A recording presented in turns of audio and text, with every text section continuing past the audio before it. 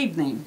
You have joined us with the Doty Comprehensive Health Program, and we are here to bring topics to you on a weekly basis about health disparities. My name is Beverly Walker, and I'm here with Miss Stephanie Love Patterson today, and she works with Connections for Abused Women and Their Children, and she's going to give us some information about her program today. You want to introduce yourself? Absolutely. Thank you, and good evening, everyone. Again, my name is Stephanie Love Patterson. I'm the Executive Director of Connections for Abused Women and Their Children, or CAWC for short. We are actually Chicago's first domestic violence organization here in the city, starting Chicago's first 24-hour domestic violence hotline and also Chicago's first 24-hour domestic violence emergency shelter. Some of the other services that we provide are services at Georgia Hospital. We're one of the first to have medical-based domestic violence services at Georgia. And in 2014, we started services at Northwestern Memorial Hospital. Can you tell us where your program is located? So our main office is located in Humboldt Park.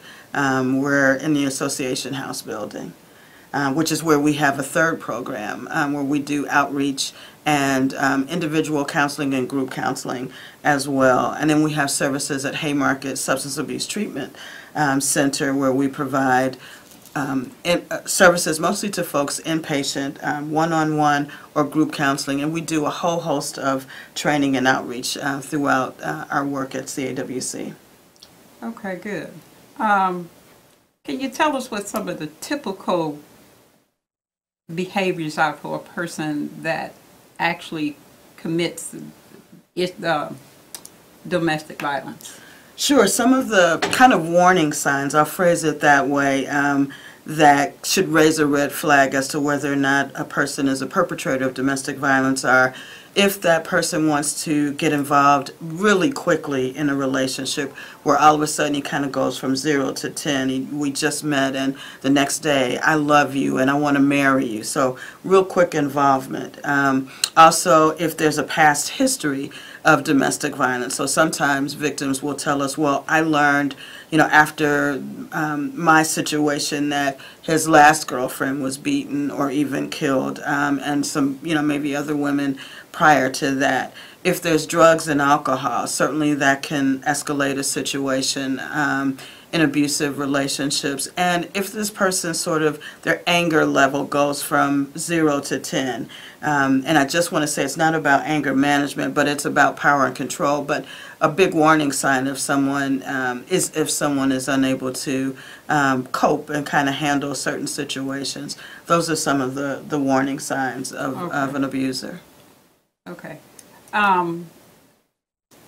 I hear a lot of times that domestic violence goes unreported. Because people actually, there's a lot of shame and stigma related to that issue. So they hate to go through a trial if they have to go to court. Sure. Because it's so damaging personally and emotionally. Can you talk about that some? Oh, sure. There is a lot of shame and guilt associated with victims of domestic violence. We know, based on statistics, that 1 out of 4 women will be a victim of domestic violence at some point in her lifetime, and we're talking about physical and/or sexual violence. 1 out of 7 men will also be victims of domestic violence at some point in their lifetime. Victims of domestic violence oftentimes are faced with victim-blaming statements, such as, "Oh my God, what did you do to make him so mad? Why would you stay in an abusive relationship for a day or a month or a year?" Those are victim-blaming statements or questions. I'm sorry. The bigger question should be, why does this person choose to use violence and other abusive tactics in their lifetime? And so victims oftentimes stray away from the court system because they feel like, gosh, everybody is going to know, and what are they going to think of me? Are they going to think it's my fault? Perpetrators of domestic violence oftentimes use a lot of verbal and emotional tactics in the relationship to make them feel like they're worthless and they're nothing and nobody's going to believe you. So domestic violence can be verbal. Yes. It can be physical. Yes. Can you talk about that a little bit? Sure. So sometimes, I mean, and we learn a lot about different topics that impact our community from what we see on TV. And unfortunately, sometimes TV makes it seem like domestic violence begins and ends with physical violence. And in some relationships, it actually does. But there's also many other tactics that's used, like verbal and emotional. Again, you're stupid, you're ugly, you're useless, you're worthless. There can also be economic abuse, where a perpetrator will create a sense of economic dependency with the victim, so that they feel like they can't go anywhere. Okay. There's also sexual abuse. If you don't give me sex when I want to, how I want to, I'm going to go get it from our daughter next door. You know, horrible tactics like that. There's also isolation. People wouldn't believe how many victims of domestic violence are actually held hostages, if you will, in their own home. They aren't allowed to go to work or to school or to church or to hang out with their girlfriends after work. Then there's threats and intimidation. If you tell anybody about what's going on, you know, I'm going to hurt you. Or if you're not home exactly at 6 o'clock after work, you remember what happened last time, and so they threaten them, you know, that way. They also threaten, another tactic is threatening to take away their children or to harm their children. If you tell anybody about what's going on, I'm going to kill our kids, or I'm going to take our kids, or I'm going to call the police and have you arrested for kidnapping your children. So there's a myriad of abusive tactics that perpetrators of domestic violence use to establish and maintain power and control, because that's what it's all about. Okay. So you're saying it's about power and control. Mm-hmm. So, and this continues on a regular basis consistently? Or are there like certain times of the year that certain issues happen? That's a great question. So for some women that we talk to, they talk about a cycle of violence. So they talk about every Friday or every other Friday, I know he's going to come home and he's going to start something, or he's going to hit me or hurt me in some other way. Sometimes it's on my birthday, or sometimes it may be on Mother's Day, a day that I really like. So they, you know, perpetrators will pick a day like the holidays. Thanksgiving is coming up, for example, and Christmas. Well, perpetrators may know, gosh, she really loves the holidays, and I'm going to ruin those moments for her. Then you have the other, the flip side, where some women will tell us that there's no cycle. It's just bad all the time. You know, sort of every day there's something. Maybe different levels, but there's always some form of abuse that's happening in their household and in their relationship. So do we have a lot more women that report domestic violence, or do we have a lot more men? Definitely a lot more women, but I always tell people when you're thinking about or talking about statistics around domestic violence, it's really just a drop in the bucket because of what you mentioned earlier about the shame and guilt associated with victims of domestic violence. It's hard to raise your hand and say, hi, I'm Sally, I'm a victim of domestic violence, can you help me? There's an even greater stigma for male victims of domestic violence, because they kind of get the, wait a minute, you mean you're a big strong man, you know, and your girlfriend or your wife, you know, hurts you or abuses you? Or for men that are in same-sex relationships, they really, you know, have a hard time, you know, talking about that because of the stigma related to that as well. Okay. What about the area that your program, where your office is? Is that an area that welcomes this program? Absolutely. So our main office is in Humboldt Park, and it's very welcoming. In fact, we happen to be located in the Association House building. For anybody out there that's familiar with that, Association House is a 100-plus-year-old social service agency, and there's lots of cross referrals that happen in there, but it's very welcoming. And I think, quite honestly, most neighborhoods would be welcoming to us, to be able to know that there's a place that they can go to for help and support, and to have somebody believe them and validate their experiences. Okay, so is your facility a place where it says for women and their children? Mm-hmm. So do they come in for services, or are it's a place where they can stay overnight? It's both. Okay. So we have walk-in services in Humboldt Park. Again, we have services at Stroger Hospital and Northwestern Hospital. Most of those services are conducted at bedside. We have great relationships with both of those hospitals, and so oftentimes as soon as a woman is brought into the hospital, let's say she's coming in through the trauma unit or the emergency room, they see us as part of the team, and so they call us right in and we provide services there. Then at our shelter, they certainly can live there. So our shelter is a 42-bed shelter for victims of domestic violence, and it's a 120-day stay shelter, but their stay can be extended, particularly for families who, moms who have large families with a lot of kids. It's difficult to find safe, affordable housing, and so she can get an extension. Right. Okay. Well, you've talked quite a bit about your program. I wasn't aware that this particular program was in the building with Association House. I do know about Association House and some of the services that they provide. So this is definitely good information. I'm sure there are people in the community that didn't know you were there either. When you go past there, going down Kedzie, you don't think about such, a program with all of these type of services being there. So, and it's good that it's right in the community. What age group do you serve the most? Would you say what age range people come into the facility? It really varies. Our house, as we call it, kind of changes from month to month. We absolutely provide services for children, for young kids, for babies, even helping to just provide a soothing, safe environment for them and a therapeutic environment for them. And I know that our organization has seen people, as old as 80, 90 years old. There is no limit, age limit for folks that are coming in to access our services. Okay. Well, this is good information that you shared here with us today. Again, audience, you're watching the Georgia Doty HIV Hepatitis Community Outreach Program, and we're on the KNTV Channel 21 in Chicago. The number for our program is 312-282-1375. 312-282-1375. Can I give our Ms. hotline Patterson number?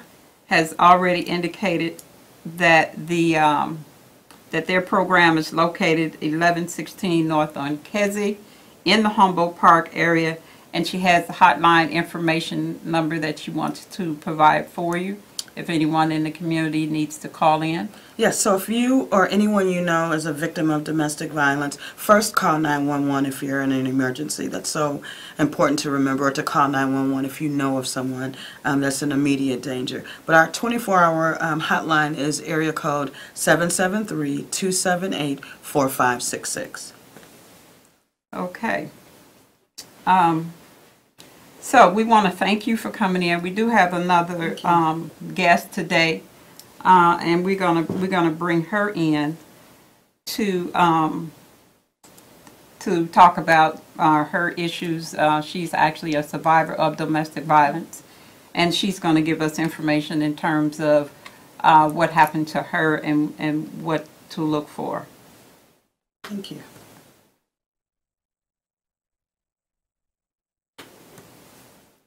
Okay, switch up real quick.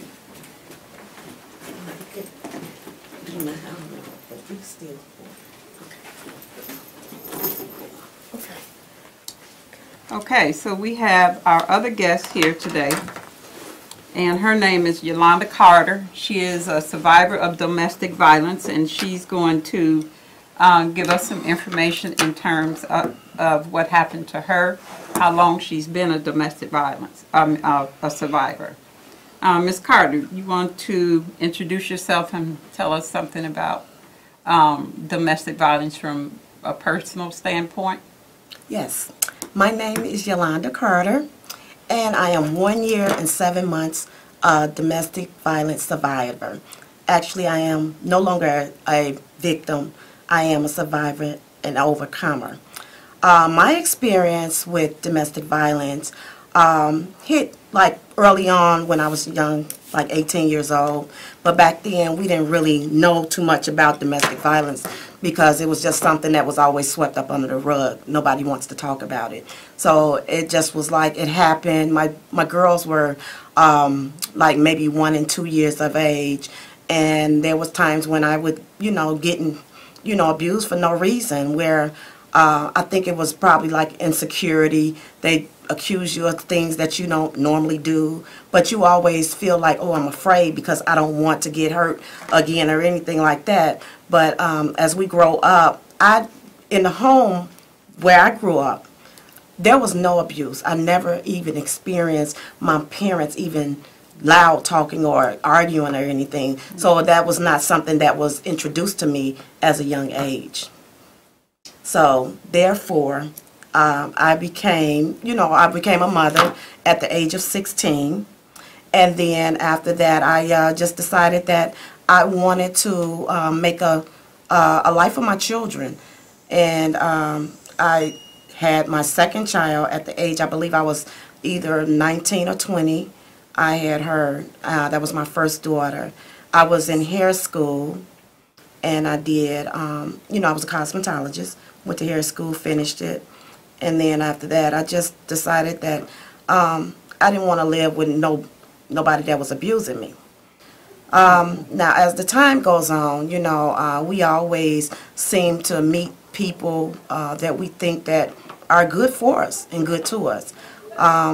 I was with a gentleman for almost like 8 years, I would say, on and off. And because of the charm, and that's one thing that we don't realize. We don't look at the fact that our abuser will charm us into giving us the things that we desire and want, because if that way it's just like willing us in. And a lot of times for the love of money, we will sell ourselves out to do things that we normally should not do. So I was with a man that was just always giving me. Even if he does something to me, he can be like, well, he'll do something and then he'll turn it around and just give me money so that way I can forget about it. It's just like a tactic to throw you off, so that way you won't have to work. Because you're going to be like, okay, well, he going to give me the money anyway, so I'm okay with it. So this was not a situation that you was expecting? You couldn't foresee something coming? No, actually, I'm going to say this. In the beginning, I didn't know, because I didn't know what domestic violence, what the cycle of what the cycle was. I realized after the fact I was in an abusive relationship. It was never physical. There was name calling. There was times when he would not talk to me days at a time. He would isolate himself from family members and such like that. And he just would change overnight. He accused me of stuff, but it was never physical. So I thought I didn't think I was in an abusive relationship, because I used to say, man, I got the best man in the whole wide world, because he gave me everything. But for the love of money, we will sell ourselves out. Okay, so I remember back when I was in college, I always thought that domestic violence meant that a person had to physically hurt you. No, domestic But violence. as Ms. Patterson said, it could be verbal abuse, and it doesn't have to be something on an ongoing basis. It could happen this day, or maybe if they take a drink and then they come home and want to fight and argue. Did you have any consistency in that relationship besides the fact that he was always nice to you, giving you money, Okay. showering you with gifts? Yes, I did have some experiences with that. He liked to drink, and there were some times when he'd drink a little bit overly drink. I would call it a little bit more intoxicated than he should have been, but I would bring it to his attention, and he said, oh, I'm not drunk, I'm just feeling good. Okay. So that was an instance.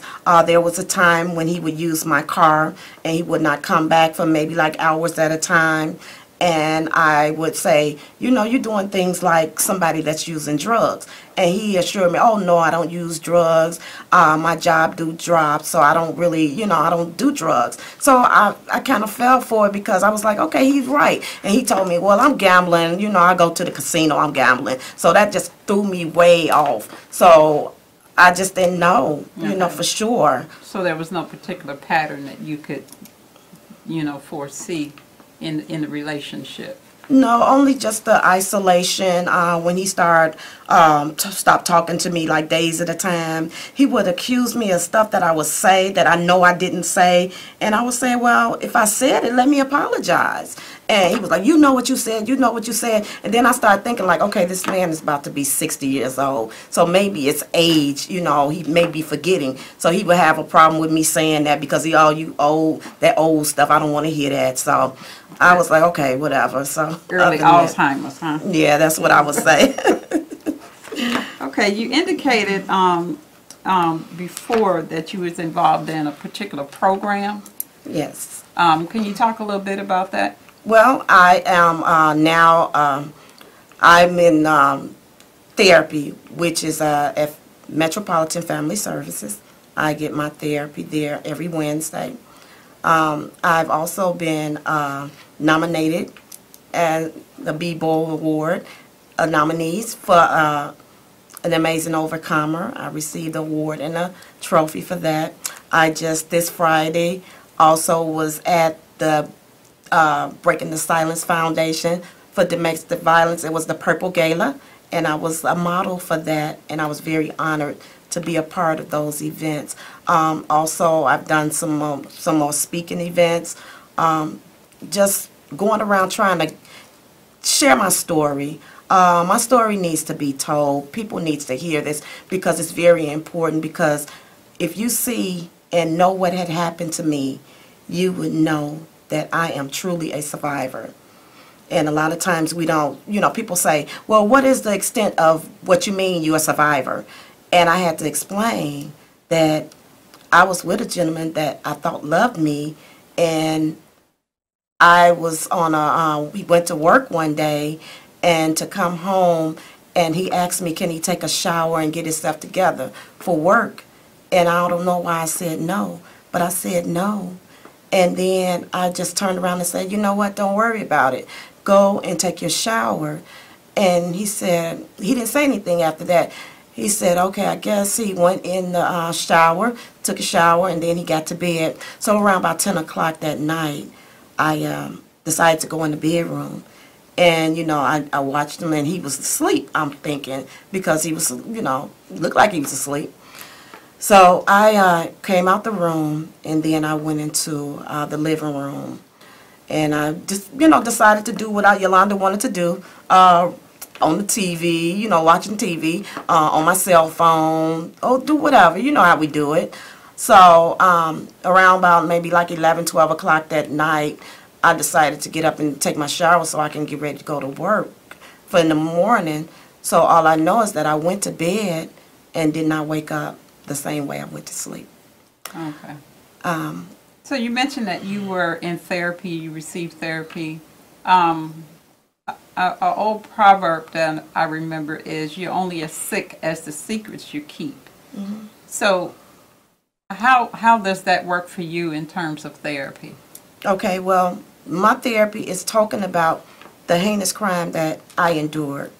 Getting out, sharing my story, allowing people to, you know, give some of the telltale signs, what you should look for, what the cycle of violence may look like. And a lot of behavior, domestic abuse, is learned behavior, because a lot of times people see things in their home, and that's what they mimic. So if my mother is being abused by my father, mm-hmm. that means that I'm going to see it, and then I'm going to mimic it when I become an adult. Or even if you're a young child, you will see that, and you will also, you know, mimic it towards someone else, like a kid in the classroom or something like that. So, you know, that's how a lot of the abuse starts. It's not just something that just happens. It's something that you learn to do. Okay. Mm-hmm. So you're saying that that's learned behavior? Yes. Again, audience, we haven't had any callers tonight. If anyone is watching, you do have a few seconds to call in. You're watching the Georgia Doty program. The contact information for that program is 312-282-1375. We've had Ms. Patterson on, who actually works in domestic violence shelter program on the west side of Chicago. And we have Ms. Carter, who is a domestic violence survivor. Yes. Those words are tongue-tying. Yes. And she's been a survivor. I'm sure we have a lot of other survivors there. If you have any out in the community in Chicagoland, but if you have any questions in regards to any information that has been shared on the program, please don't hesitate to call Georgia Doty HIV and Hepatitis Comprehensive Outreach Community Outreach Program. Again, we want to thank you, Chicagoland, for watching the show tonight. And please tune in with us every night on Tuesdays at 6 p.m. for the Doty Comprehensive Health Report. Thank you.